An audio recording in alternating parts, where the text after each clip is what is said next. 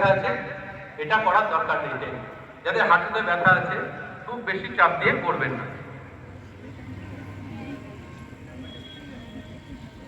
ধীরে ধীরে ছেড়ে দিন।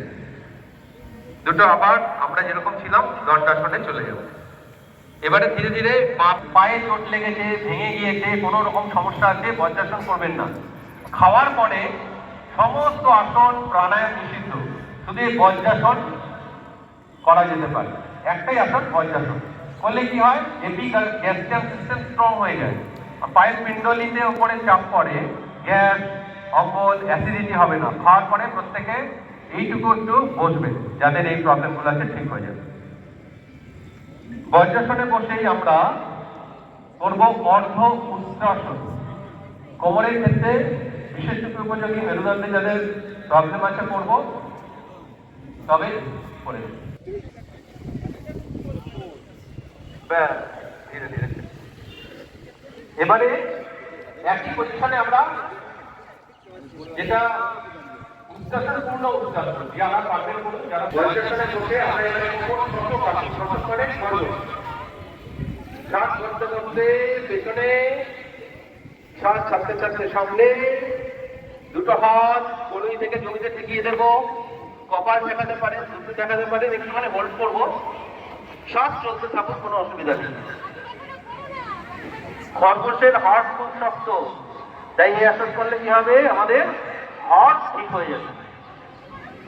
প্রাচীনকাল থেকে আমাদের বৈদিক পরম্পরা, ভারতীয় পরম্পরায় গুরুজনদের আমরা এইভাবে শ্বাসকে প্রদান করি, যাতে আমাদের হার্ট ভালো থাকে, তাদের আশীর্বাদ সাইড থেকে নামিয়ে নেবে।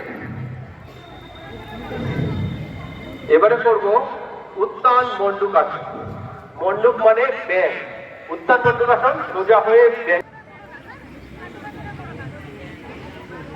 এবারে ডান হাতকে মাথার উপরে তুলুন, ধীরে ধীরে বাম হাতকে পেছন দিক থেকে স্পর্শ করুন, বাম হাতকে ধীরে ধীরে তুলুন। সাইডে রাখতে পারেন বা এইভাবে চেপে ধরে থাকতে পারেন, তাতে কি হবে, ইলেকট্রিক ব্যাকটেরিয়া অ্যাক্টিভ হয়ে যাবে, বিটা সেল চলবে, ইনসুলিন নিশ্চিত হবে, সুগার সম্পূর্ণ যেদিকে পেছন দিকে যাবে। তারপর উপরে ছেড়ে দুটো পা মিলে দিন, নরমাল করে এবারে বাম পা একইভাবে ঘুরিয়ে ধরবো,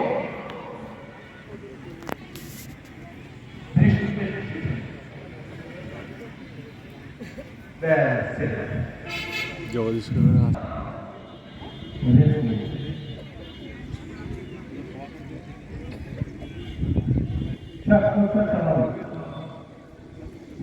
আমাদের দেহের মধ্যে ফ্লেক্সিবিলিটি বাড়বে, সামান্য টেনশনটাকে দূর হয়ে যাবে, পুরো শক্তিশালী পরবর্তী কাজ আমার এখানে শুয়ে পড়বো।